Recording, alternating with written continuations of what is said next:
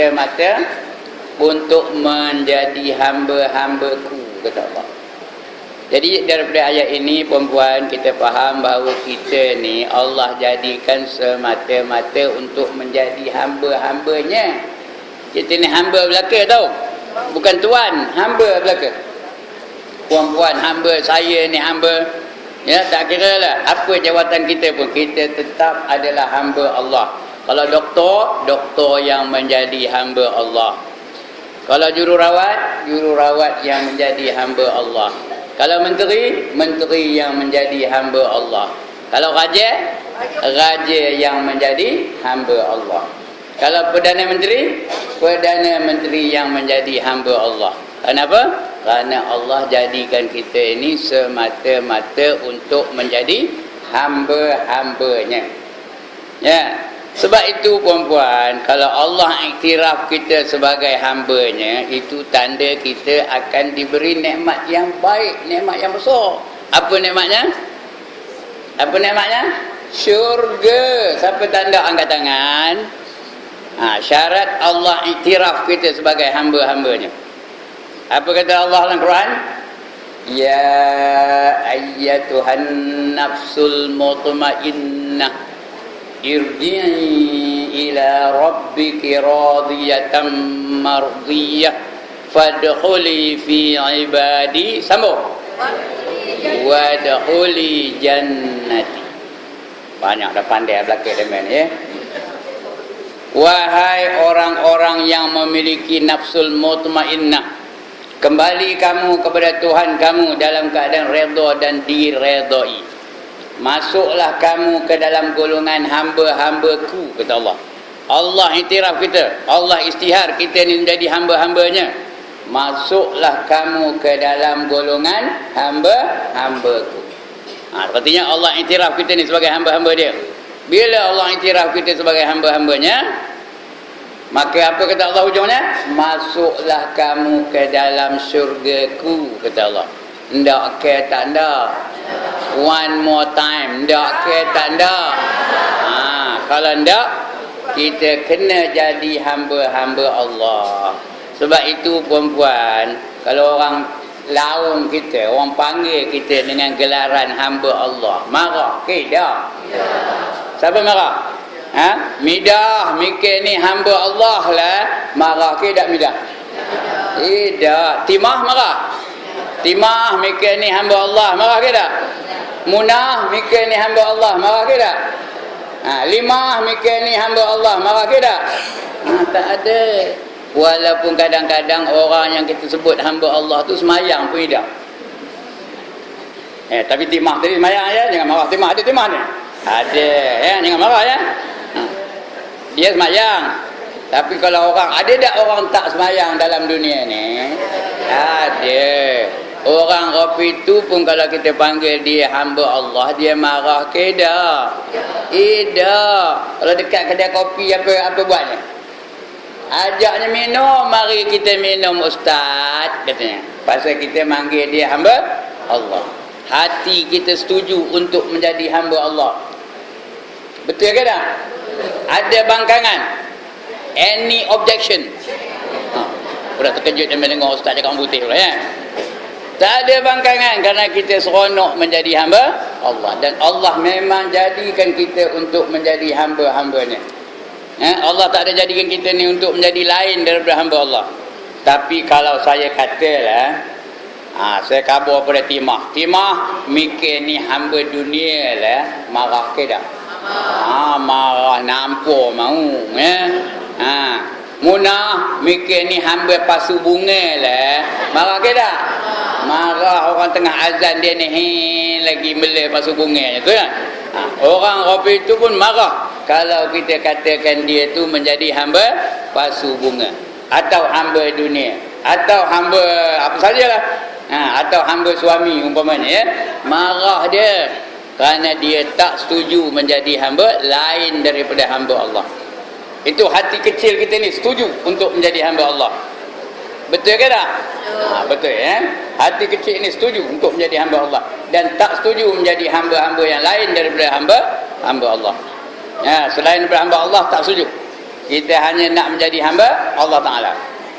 Begitu juga akal kita pun bersetuju untuk menjadi hamba Allah. Tadi hati setuju untuk menjadi hamba Allah. Sekarang ni perbahasan kita, akal kita ni bersetuju, otak kita ni bersetuju untuk menjadi hamba Allah. Katakanlah contoh, jiran kita ni, dia tiap-tiap hari bagi kita barang. Hari ni gulai tempoyak baginya sikit, esok gulai tocu, lusa sambal belacan, tulat ikan baung, tonggin ikan keli, berulat ikan ruan, tai anjing apa? Tai anjing ikan telepia dibagi hari-hari. Lepas tu buah nenek lah, buah dukung lah, buah rambutan lah, buah deroyan lah, hari-hari bagi. Kita terima kasih tak? Terima kasih ke tidak dengan dia? Kita terhutang budi tak dengan dia? Begitu juga anak kita dengan anak kita.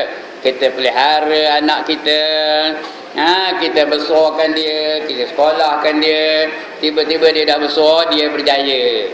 Dia dapat kerja yang dapat gaji banyak. Gajinya besar, pangkatnya besar, rumahnya besar. Lagi mendokranya besar, suaminya besar, isterinya pun besar. Cakap pun besar. Tiba-tiba dia lupakan maknya. Tak nak bagi surat pun tak nak dengan maknya. Apa kita gelarkan anak itu?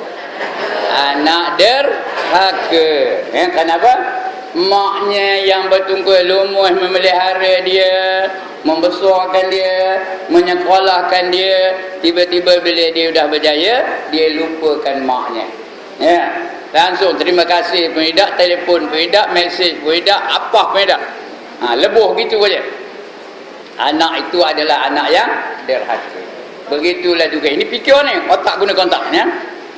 Begitulah juga kita. Mak dengan ayah, dia belanja anak tu sehingga anak tu berjaya. Lepas tu mak tak ada bantuan lagi, tak ada bagi bantu lagi pada anak, ya ke tak? Anak yang dah berkongsi, ada ke kita bagi duit lagi tak? Tak ada. Dia ada hadnya. Tapi Allah bagi kita nikmat, ada ke hadnya? Ada had ke? Sampai bila Allah bagi nikmat? Sampai lepas mati pun dia bagi nikmat. Dalam kubur ada nikmat kalau beriman dan beramal soleh lah. Dalam kubur ada nikmat. Lagi di padang mahsyar ada nikmat. Lagi kalau dapat melepasi titi siratal mustaqim, masuk dalam syurga ada nikmat tak? Punya nikmat hebat. Jadi Allah bagi kita nikmat yang tidak terhingga banyaknya. Wajar ke tak wajar kita berterima kasih dengan Allah? Patut ke tak patut kita berterima kasih dengan Allah? Apabila kita tak berterima kasih dengan Allah, kita ni jadi hamba yang apa? Hamba yang derhaka. Kerana Allah bagi kita nikmat begitu punya banyak, tak terkira. Siapa boleh bilang nikmat Allah? Angkat tangan. I want to see this person. Siapa boleh bilang nikmat Allah? Angkat tangan. Tak terbilang. Allah pun cakap begitu. Wa in ta'uddu ni'matallahi la tuhsuha, kata Allah. Kalau kamu nak kira nikmat yang aku beri kepada kamu, nescaya tak terkira oleh kamu, kata Allah. Cuba kita tengok diri kita ni. Nikmat banyak tak nikmat kita? Mata boleh melihat, telinga boleh mendengar, kaki boleh berjalan, tangan boleh mencapai, betul, paru-paru boleh menghidup udara, betul, air boleh kita minum. Siapa bagi air? Allah bagi air. Percuma je tu. Kalau Allah minta sewa, lalu ke mayor ni. Allah bagi mata, Allah nak sewa, kamu bayar 2 kupang sejam, lalu tak mayar. Lalu tak mayar sewanya. 2 kupang sejam, itu sebelah mata. Kalau 2 mata 4 kupang. Sehari berapa duit? Umur dah berapa tahun? Macam saya ni dah 73 tahun, mata free je, nampak? Kalau Allah nak sewa, lalu ke mayarnya? Lalu ke tak lalu? Oleh kerana itu, kita wajar ke tak wajar menyembah Allah Ta'ala? Kerana kita berterima kasih. Ini bukan saja cakap lepas makan tu ngam dah kenyang. Alhamdulillah. Betul dom tidur. Ya, itu cara kita berterima kasih dengan Allah. Macam mana kita berterima kasih dengan Allah? Hendaklah kita beribadah kepada Allah Subhanahu wa taala. Itu cara kita nak mengucapkan terima kasih kepada Allah. Cukup waktu kita semayang. Bila keluar nyemua kain ketang dada ya. Ya, macam mana? Bila kita keluar nyemua kain tutup aurat. Itu tanda kita berterima kasih dengan Allah Taala. Jadi bermakna setuju ke tak setuju kita ni menjadi hamba Allah? Akal kita bersetuju atau tak setuju menjadi hamba Allah? Setuju. Hati setuju tak setuju menjadi hamba Allah? Bermakna kita ni mesti menjadi hamba Allah ya. Tetapi mengapa kadang-kadang gagal kita menjadi hamba Allah yang sebenarnya? Why do you fail to be the servants of God? Mengapa gagal kita menjadi hamba Allah? Udah diam. Ada tak orang yang gagal menjadi hamba Allah? Patut semayang, tak semayang, patut tutup aurat, tak tutup aurat, patut dia jaga maruah dia, jangan bergaul bebas dengan lelaki, tapi itu yang dibuatnya bergaul bebas dengan lelaki. Patut jangan berjoget, dia pun berjoget juga. Patut jangan karaoke, dia karaoke juga. Ada tak orang buat apa itu? Mengapa dia gagal menjadi hamba Allah yang sebenarnya? Ngapa? Sebab ini tak boleh, jawapan ini tak boleh kita cari dalam berita harian, tak ada. Dalam putusan Malaysia tak ada. Di TV tak ada jawabnya. Hanya yang ada dalam Al-Quranul Karim. Boleh cari jawapannya dalam Al-Quranul Karim. Sebabnya, dengar betul-betul. Mengapa kita gagal menjadi hamba Allah? Kerana kita ada dua musuh yang sangat ada dua musuh yang sangat kuat, yang sangat bijak, yang sangat cerdik. Musuh tu. Yang pertama, Allah kata, alam ahad ilaikum ya bani Adam alla ta'budu syaitan innahu lakum aduwwum mubin, kata Allah. Dalam surah apa? Wadduha. Dalam surah apa? Yasin. Tiap minggu baca alam ahad ilaikum ya bani Adam alla ta'budu syaitan innahu lakum aduwwum mubin. Tidakkah aku kabar pada kamu wahai anak Adam? Itu cakap peraknya tu ya. Tidakkah aku dah kabar pada kamu wahai anak Adam, jangan kamu ikut kata-kata syaitan. Sesungguhnya dia itu siapa? Syaitan itu adalah musuh kamu yang nyata. Itu syaitan. Dia kerjanya nak menyesatkan kita daripada menjadi hamba Allah. Itu kerja syaitan. Disuruhnya kita ngaji, dikacaunya majlis pengajian macam ini. Tahu? Kejap ni ada tak syaitan ni? Ada ke tak? Tengok. Ada ni tau. Dia tengah nengok aja. Mana mangsa aku, kata syaitan. Tahu? Mula-mula dibawanya celak.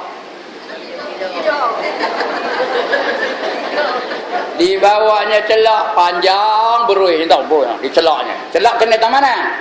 Kena tang mata. Bila kena celak syaitan apa jadi? Tunduk. Cuba tengok ni, ada tak yang kopi tu?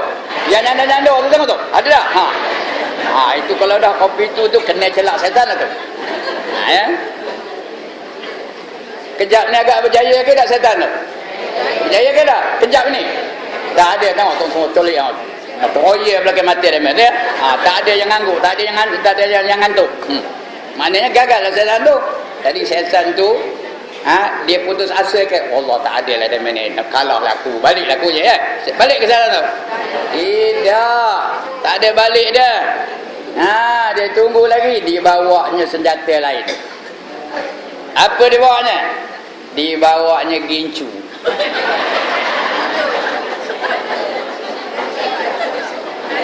Dibawanya gincu. Di gincu tak bubuh gincu tak mana? Gincu bubuh tang mana? Bibir tak betul, bibio. Ya. Di bubuh tang bibio. Bila kena gincu setan, ustaz ngajar depan, dia ngajar di belakang. Ada tak apa tu? Entahlah. Bila dia ngajar belakang, artinya dia tu udah kena gincu setan tu. Ustaz ngajar depan, dia belakang. Ini gelang ni beli wang kian. Itu kena gincu setan tu. Kejap ni tak berjaya. Alhamdulillah, saya tak ada tengok orang yang sembang-sembang tak nampaknya. Katanya tak berjaya lah setan. Dia bawa pula senjata yang ketiga. Apa senjatanya? Tak tahu. Kuis perdana pagi ni. Apa senjatanya? Dia bawa tongkat. Tahu tongkat? Tahu. Ini tongkat nampak? Ni pak. Ini ada ni. Ini bukan tongkat setan, ni tongkat saya ya.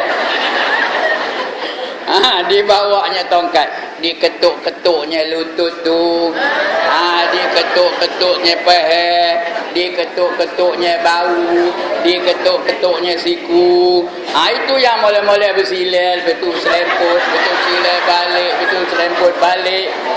Ya. Rasa-rasa nak berlunjur, segan pula ustaz ada depan. Nyudahnya dia bangkit. Tahu? Bangkit dia nepuk perutnya. Pak. Kata tepuknya perutnya. Bahasanya sakit perut lah tu. Ya. Bahasanya sakit perut lah tu. Dia pun bangkit. Belum dia keluar. Bila keluar, habislah. Kalau saya ni bila keluar tu, sepati buat dia lah. Dia pun start tokar cara balik. Berjaya tak berjaya setan? Berjaya. Tengok kejap ni kan. Berjaya ke tak? Ya. Macam-macam halnya katanya. Itu setan baru satu musuh tu. Saya kata musuh ada berapa? Ada dua. Lagi satu apa? Hawa nafsu. Hawa nafsu ni memang makhluk jahat. Kerjanya ngajak kita buat kejahatan semata-mata. Dalam Quran Allah sebut innan nafsala ammaratum bisu. Ya, sesungguhnya nafsul amarah itu sentiasa mengajak kepada kejahatan. Mari kita berjoget. Siapa ngajak tu? Bukan setan apa? Nafsu. Ya, setan dia ikut hawa nafsu saja. Ya, mereka berdua ni pula bekerja sama antara satu sama lain. Dia tak ada bercanggah tau. Mari kita menari. Siapa ngajak tu? Nafsu lah tu. Mari kita berjoget lambak. Siapa ngajak tu? Nafsu lah tu. Ya. Kadang dia nyanyi tau. Kalau tidak ada yang punya. Betul tak? Mari kita apa? Jalan bersama. Siapa ngajak tu? Nafsu lah tu. Kemana saja saya menurut, asalkan jangan main gila. Keng. Siapa ngajak tu? Nafsu. Ini boleh kita dapati di dalam surah Yusuf. Ya, surah Yusuf. Kenapa? Dia di situ menceritakan bagaimana mak angkat Yusuf. Namanya Siti Nurhaliza. Siti Zulaikha. Siti Zulaikha. Bukan Zaleha ya, Zulaikha. Dia cuba menggoda anak angkatnya yang bernama Yusuf. Yusuf ni anak angkat Siti Zulaikha. Siti Zulaikha tu isteri kepada Perdana Menteri. Tahu? Yang paling cantik dalam dunia ni Siti Zulaikha lah. Jangan ingat Siti Zulaikha tu perempuan murahan ya. Dia bukan perempuan murahan. Dia tu orang yang beriman, tapi ketika itu dia sudah dikuasai oleh hawa nafsu, dia dah lupakan diri dia. Dia cuba goda anak angkatnya sendiri, iaitu Nabi Yusuf, kerana dia tak tahan dengan Nabi Yusuf. Nabi Yusuf ni pemuda yang paling handsome dalam dunia, dulu, kini dan selama-lamanya. Yang paling handsome ialah Nabi Yusuf lah. Sebab itu tuan-tuan yang belakang tu, kalau dia dapat masuk syurga nanti, dia akan dibangkitkan Allah secantik Nabi Yusuf. Kalau dapat masuk syurga. Dan puan-puan ni, kalau dapat masuk syurga nanti, Allah akan bangkitkan dari kubur secantik Siti Zulaikha. Jangan dia bukan perempuan murahan tau. Tapi ketika itu dia lupa daratan. Dah tak ingat kerana sudah dikuasai oleh hawa nafsunya. Lalu dia kunci pintu dari dalam. Wa ghallaqatil abwaba wa qalat haytalak. Dalam Quran. Ini cerita Quran ni tau. Dia menguncikan pintunya dari dalamnya lalu memanggil Nabi Yusuf. Haytalak. Haytalak ni panggilan yang sangat memberahikan. Itu haytalak cakap Arab ni ya. Panggilan yang sangat merayu-rayu, mendayu-dayu. Kalau orang lain yang dengarnya tak tertahan, mesti dia mengikut arahan dia juga. Contohnya, marilah sini cok, agaknya lah ya. Tapi Yusuf lari, ya, lari dia. Itu cerita kemudian lah. Akan datang cerita lagi, cerita Nabi Yusuf ya. Itu koja hawa nafsu. Sekarang ni ada tak hawa nafsu? Inilah yang dimasukkan dalam badan kita ni, ya, dia masukkan hawa nafsu dalam badan kita tu. Rasa nak nari, rasa nak keluar dari majlis mengajian ini, rasa malas aja nak semayang, itu nafsu lah tu, ya. Rasa nak marah aja, rasa nak nengkin suami aja, itu nafsu lah tu. Ya, hari ni dah ada pernah nengkin suami tak pagi? Tidak, alhamdulillah, ya. Itu semua kerja hawa nafsu. Ini dua ni. Apa dia? Yang pertama tadi apa? Syaitan. Yang kedua hawa nafsu. Jadi bila dua ni kita tahu, ada godaan-godaan, ada bisikan-bisikan supaya kita tak melakukan kebaikan, kita tak melakukan kebajikan, kita diajak untuk melakukan kejahatan, maka kita itu sedang dikuasai, sedang digoda oleh syaitan dan hawa nafsu. Syaitan sentiasa menyesatkan kita, hawa nafsu sentiasa mengajak kita daripada menjaga kebaikan, mengajak kita untuk melakukan kejahatan. Baik puan-puan, sudah kita tahu ada musuh dua ni, artinya kita sekarang ni dah setuju ke tak menjadi hamba Allah? Setuju ke tak? Lemah aja jawab dia mana pun. Setuju ke tak? Jadi kita ni semua nak menjadi hamba Allah. Nak ke tak nak? Bila tak nak, lepas ini nyara keluar dari dewan ni. Wirid aja. La ilaha illallah, la ilaha illallah. Ya, betul kan? Bukan, ya. Kerana ibadah dalam Islam ini, puan-puan, ada 3 jenis. Semua kumpul-kumpulkan sekali ibadah dalam Islam ni dikategorikan kepada 3 kategori. Ingat tu. Yang pertama namanya ibadah khusus. Ibadah khusus, KHUSUS. Ibadah khusus. Yang kedua namanya fadailul a'mal. Fadailul a'mal. Fadail itu artinya yang utama. Ibadah-ibadah yang utama.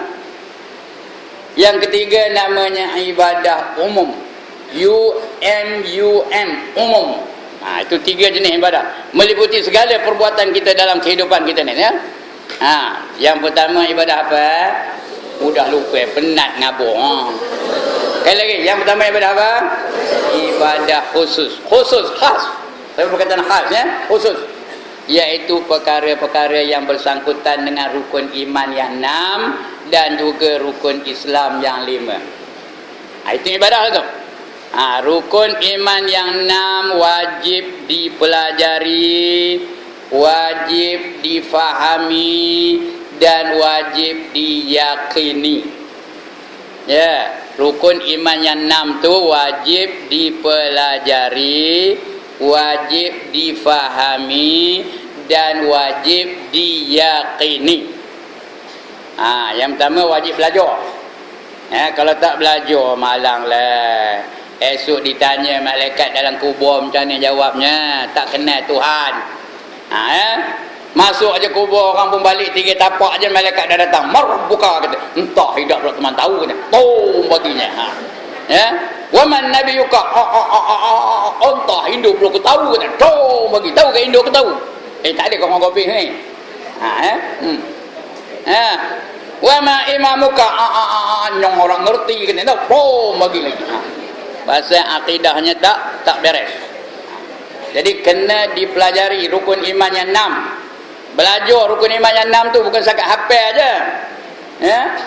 Ini dah hafal aja. Rukun iman 6 perkara. Pertama, percayakan Allah. Kedua, percayakan malaikat. Ketiga, percayakan Rasul. Keempat, percayakan kitab. Kelima, percayakan hari kiamat. Keenam, percayakan untung baik, untung jahat datang dari Allah. Ya. Yang pertama, percayakan Allah. Mana apa Allah? Entah, tak tahu. Allah tu macam mana? Tak tahu. Kena belajar puan-puan, ya. Kalau tu ain nak beres tentang akidah. Ya. Belajar tu apa hukumnya? Wajib. Apa kata wajib? Mesti. Kalau dibuat dapat pahala, ditinggalkan berdosa. Siapa tak belajar lagi, pastikan dia belajar. Bukan mesti di masjid ni aja, di mana-mana ada orang mengaji ilmu tauhid, ilmu akidah, ilmu sifat 20, pergi belajar. Ya, supaya dia kenal Allah. Sifat-sifat Allah tu macam mana? Dia kenal apa itu yang dia katakan tauhid rububiyah, tauhid uluhiyah, tauhid al-asma' dan tauhid as-sifat. Siapa belum lagi belajar, kena belajar betul-betul. Kemudian dah belajar, faham apa isi kandungan pelajaran itu. Bila dah belajar dan dah faham, kena tengok saya tunjuk apa ni? Dada ni. Apa kenapa? Kena yakin sungguh-sungguh, tanpa syak, tanpa zon, tanpa waham, ya. Mesti yakin sungguh-sungguh. Ini rukun iman yang 6. Rukun Islam yang 5, wajib dipelajari, wajib difahami, wajib diyakini. Lagi satu, wajib apa? Wajib apa lagi? Wajib diamalkan. Dia ada tambahan satu. Sekali lagi, wajib dipelajari, wajib difahami, wajib diyakini. Lagi satu, wajib diamalkan. Rukun Islam itu 5 perkara. Pertama, mengucap 2 kalimah syahadah. Kena faham, kena belajar mengucap tu macam mana. Kadang-kadang ada tak orang mengucap pun salah? Ada ke tak ada?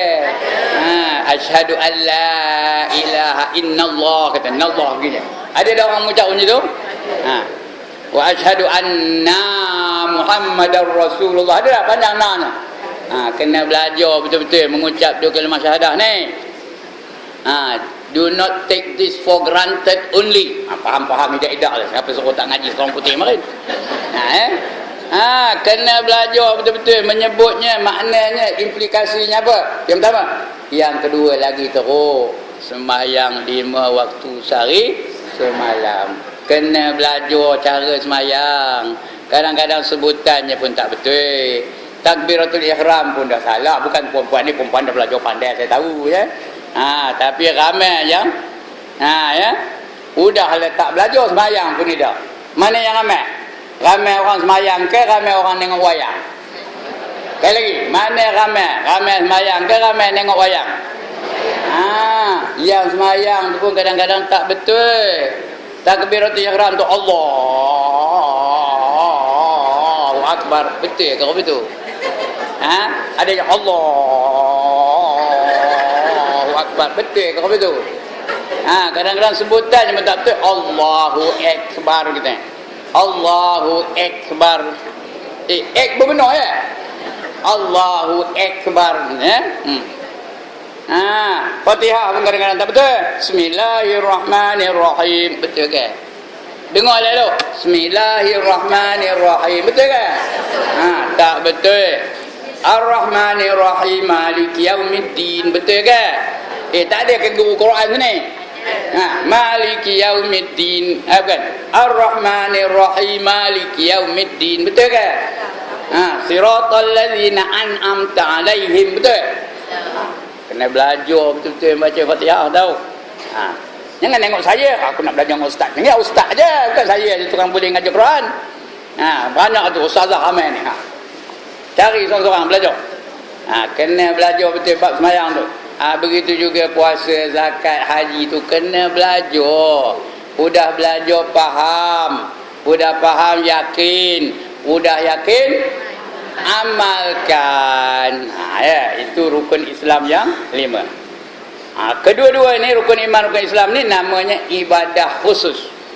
Lebih-lebih lagi semayang puan-puan. yang ramainya meninggalkan semayang ketika mereka beranak. Bila beranak tu orang Melayu lah, orang bahasa lain saya tak tahu. Dia dalam pantangnya mesti 44 hari katanya. Kalau kering dalam masa sebulan, dah 30 hari dah kering, dia tak semayang lagi. Ngapa? Belum habis pantang. Udah berapa hari dia ninggalkan semayang tu. Cukup 44 hari baru dia mandi, baru dia semayang. Maknanya berapa hari meninggalkan semayang? 14 hari meninggalkan semayang dengan sengaja. Ada ke tak ada? Okey, in this day one, ada ke tak ada? Ada juga. Ya Allah. Puan-puan dengar dulu. Jangan cakap, dengar dulu. Siapa meninggalkan semayang dengan sengaja, walaupun satu waktu sahaja, dia akan dimasukkan ke dalam neraka 60 tahun. Sekali lagi, siapa meninggalkan semayang dengan sengaja, walaupun satu waktu sahaja, dia akan dimasukkan ke dalam neraka selama 60 tahun. 60 tahun tu dunia ke akhirat? Akhirat. Kalau 60 tahun akhirat, berapa tahun dunia? Kuis perdana pagi ni. Berapa? Mana pula 60,000? Lagi? Setahun berapa hari? Dalam setahun berapa hari? 365 hari. 60 kali 1000 kali 365 tahun. Berapa tahun? Ya Allah, tak ada ke cikgu ni? Berapa? Mana ke cikgu? Mana dia? 60 kali 1000 dah 60,000. 60,000 kali dengan 365. Berapa? Berapa? Biar saya jawabnya. 29,900,000 tahun. Satu waktu tu 29,900,000 tahun. Ya. Bukan 29, sorry. 21 juta. 21,900,000 tahun. Saya seorang je yang pandai. Yang lain semua tak pandai. Kenapa? Kerana saya dah kira siap-siap dari rumah. Itu dia. Itu satu waktu tau. Kalau 14 hari tadi berapa? Kali 5 lagi, kali dengan 14 pula. Kalau tiap kali beranak, habis tu, asal beranak, habis tu, tengok di rumah ada berapa anak. Kali pula berapa orang anak. Begitulah ya. Itu sebab puan-puan minta maaf dah saya cakap ya. Yang ramai masuk neraka tu orang lelaki ke orang perempuan?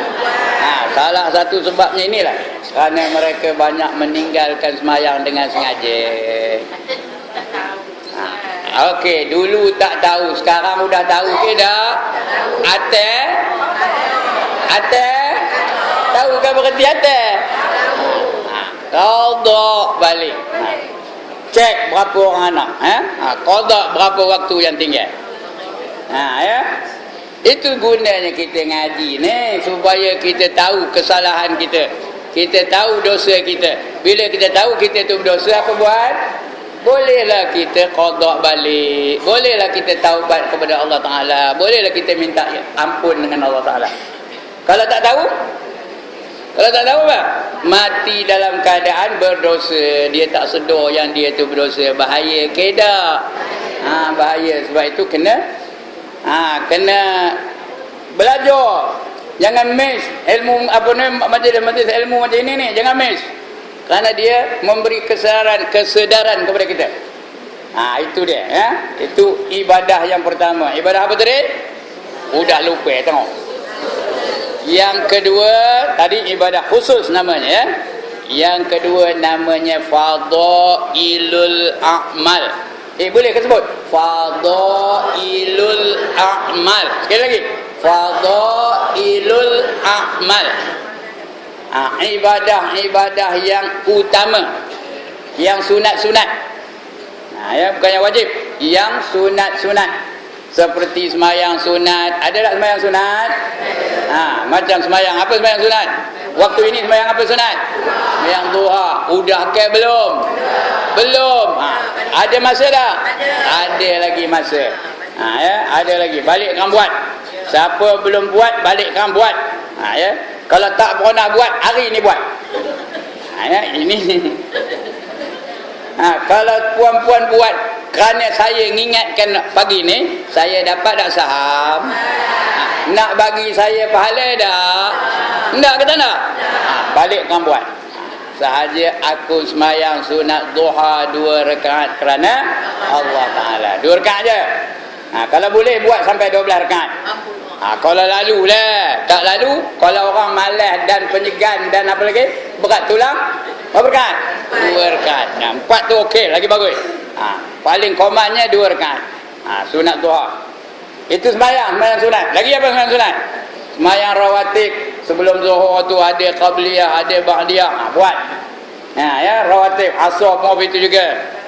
Ya, maghrib pun itu juga, isyak pun itu juga. Itu nama semayang apa? Rawatib. Apa kata rawatib? Semayang yang mengiringi yang fardu. Semayang sunat yang mengiringi semayang fardu. Itu semayang rawatib namanya. Lepas itu buatlah semayang yang lain. Kalau bangkit tengah-tengah malam, boleh tak semayang? Semayang apa? Semayang terkejut. Semayang apa? Tahajud namanya. Lain itu boleh semayang tasbih ada, semayang hajat ada, semayang taubat ada. Buatlah yang mana yang kita mampu. Ya, pasal hukumnya apa? Sunat. Apa kata sunat? Ambil pisau potong ya. Itu ke sunat? Ambil pisau potong ya.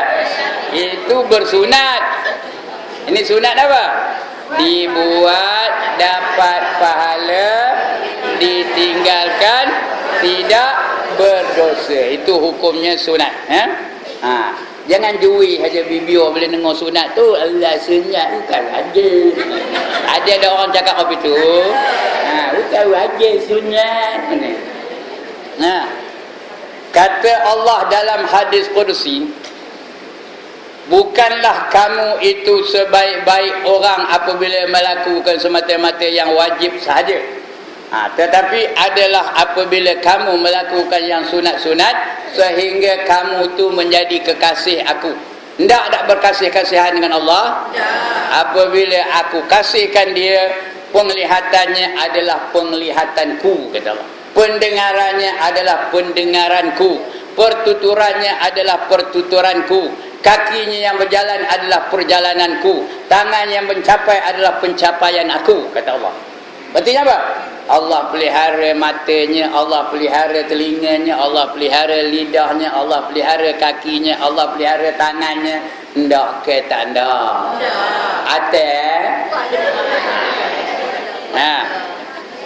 Ustaz dia selalu nyebut atas tau. Bolehlah gelor. Nak gelor ustaz mana ngajar kau mana? Ustaz atas.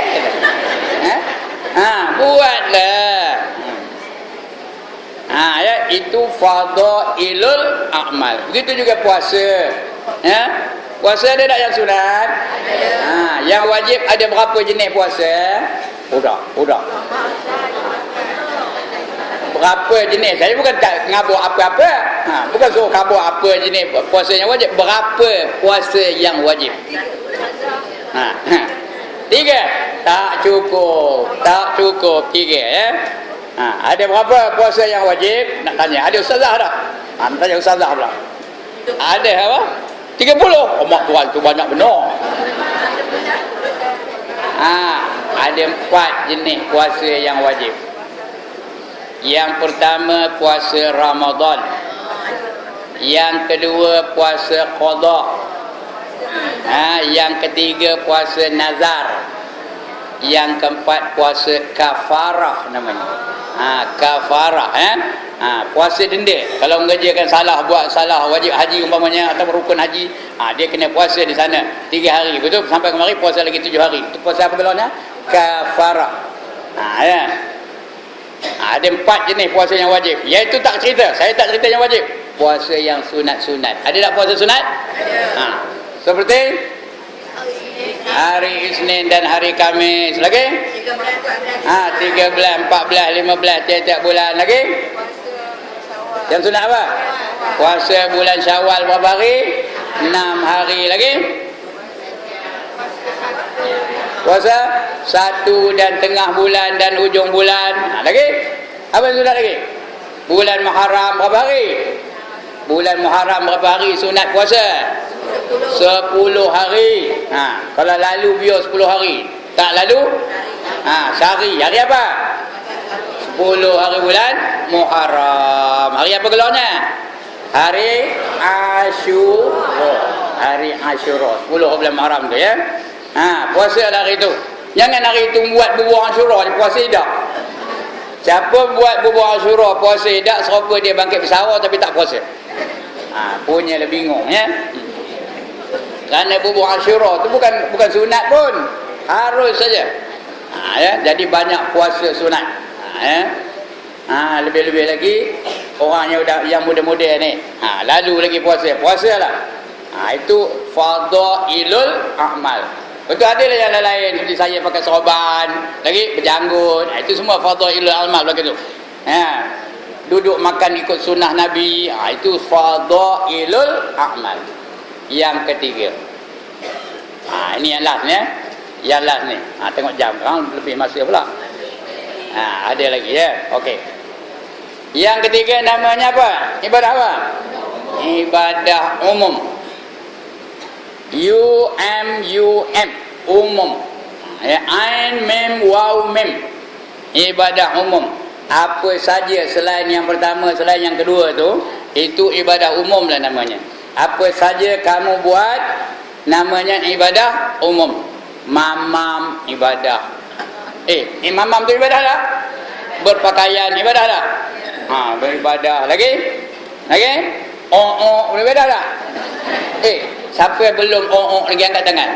Udah 3 hari tak ada boleh dah tu dapat pahala? Boleh ke tak? Boleh. Kenuri kenara dapat pahala tak? Boleh dapat pahala. Lagi? Nikah kahwin dapat pahala. Lagi? Bertani dapat pahala. Berniaga dapat pahala. Apa saja yang kamu buat boleh dikira sebagai ibadah kalau ada 5 syarat. Ni dengar elok-elok. Kalau ada 5 syarat, dia boleh jadi ibadah. Boleh dapat pahala. Makan dapat pahala, minum dapat pahala, mengaji dapat pahala, jadi cikgu dapat pahala, jadi ustazah dapat pahala, jadi polis dapat pahala, jadi askar dapat pahala, jadi suami dapat pahala, jadi isteri dapat pahala.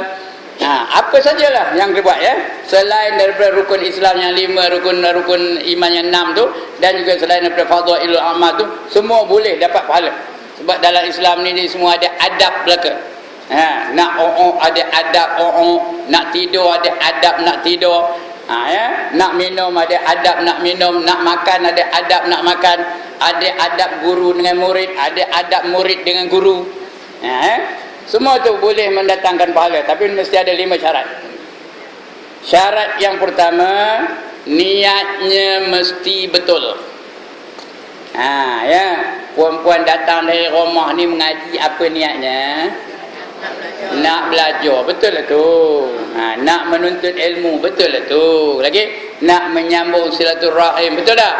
Betul lah tu. Lagi apa? Lagi apa? Biar digelar orang dia tu ulama, betul ke tak? Tak betul. Tak betul. Dia nak dengar apa kesalahan ustaz, nanti nak aku bantai ustaz tu, betul ke tak? Tak betul. Dia niat betul-betul ya. Semata-mata kerana Allah ya. Dia datang nak belajar ni kerana Allah. Kalau dia betul datang kerana Allah, dia dari rumah lagi dah dapat pahala, tahu? Man kharaja min baitihi fi talabil ilmi fa huwa fi sabilillahi hatta yarji', kata Nabi. Siapa keluar dari rumahnya dengan tujuan untuk menuntut ilmu, maka dia sentiasa di jalan Allah sehinggalah dia kembali ke rumahnya. Maknanya perempuan ni kalau betul niat dari rumah tu nak belajar, sekarang ni tengah apa ni? Tengah berjuang di jalan Allah ni, tahu? Kalau mati dia sebelum balik ke rumah, kalau dia mati sini, matinya apa keluarnya?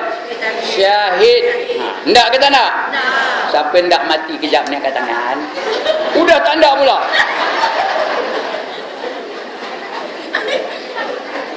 Soalan ini mesti kena benar. Mana pun saya ngajar, itulah soalannya. Siapa ndak syahid angkat tangan? Ndak, ramai tu. Siapa ndak mati kejap ni angkat tangan? Ada kalau tak syahid, kalau ndakkan syahid, bila dapat syahid? Kalau tak mati kena mati dulu. Ya. Okey, siapa ndak mati kejap ni angkat tangan, tengok saya angkat tangan. Ada yang ikut tu. Ustaz pun tak nak mengikut, tengok. Itu niatnya mesti betul. Ya. Apa saja dia menjaga dapat pahala, ya. Dia menuntut ilmu dapat pahala. Ya. Apa sajalah dia buat dalam rumah untuk pahala.